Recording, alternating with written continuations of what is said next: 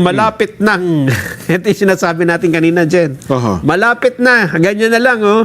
Makakasuhan doon ng non-bailable charge na plunder si dating House Speaker Martin Romualdez, kasama si Cheese, ayon mismo kay Ombudsman Remulla. Ito makakausap natin si TJ sa yung mga pagpapaliwanag ng mga pangyayari. Sige nga.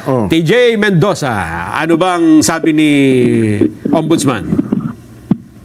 Tama kayo, Jen and Nelson, no? Nabanggit kanina ni Ombudsman Jesus Crispin Boying Remulla na malapit ng makasuhan ng non-bailable charge na plunder si dating House Speaker Martin Romualdez at maging si dating Senate President Chis Escudero. Pero mga mo, Jen and Nelson, ay patawid pa lamang sa preliminary investigation of PI sa anti-graft body. Samantalang posible ring maharap o posible namang maharap sa reklamong conflict of interest ang apat na tinaguriang contractor, yung mga kongresista na contractor pa.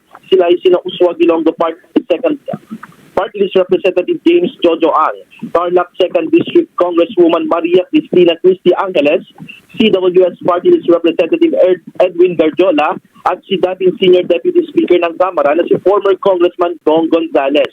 Close to filing na rin yan, Jen and Nelson, no? Ang mga pagsasampa ng kaso laban sa apat na contractor, lalo pat marami yung naiinip at naghihintay na may mapakasuhan ng kongresista na yung nalalapitang sona ng Pangulo.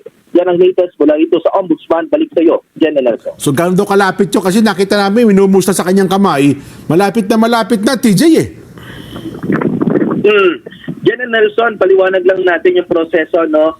Yung ibig sabihin ng patawid pa lamang sa preliminary investigation o sa PI, ibig sabihin ay nasa fact-finding investigation pa lang sila. Kung umabot na sila sa preliminary investigation doon sa plunder complaint, doon na yung stage kung saan hihingan ng mga counter-affidavit o ng mga kontra-salaysay itong sila Senator Chis Escudero maging si dating House Speaker Martin Romualdez. Magbibilang tayo ng 2 buwan o 60 days mula riyan ay magkakaroon na ng resolution ang Office of the Ombudsman. Ibig sabihin, ilang buwan rin tayo mag-aantay kung ang desisyon ba ng Ombudsman ay kakasuhan na o i-dismiss yung mga reklamo laban dito sa dalawang leader na mataas at mababang kapulungan ng Kongreso.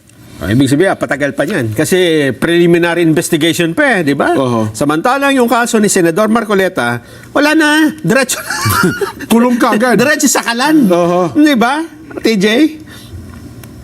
Tama, no? Nagulat ang marami na mas nauna nga na naihain yung kaso ni Senator Dante Marcoleta kaysa dito sa ilang mga matataas ding opisyal ng Kamara at maging ng Senado na ilang beses na rin na na-implict dito sa flood control scandal, sa mga testimonya ng mga naging Senate Blue Ribbon Committee hearing at maging doon sa mga recommendations ng Independent Commission for Infrastructure ng ICI noong doon pa ako nagko-cover, Alex, Jen and Nelson.